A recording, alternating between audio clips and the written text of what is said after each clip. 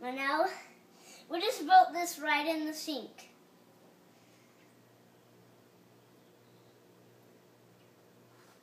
Tell me what it is.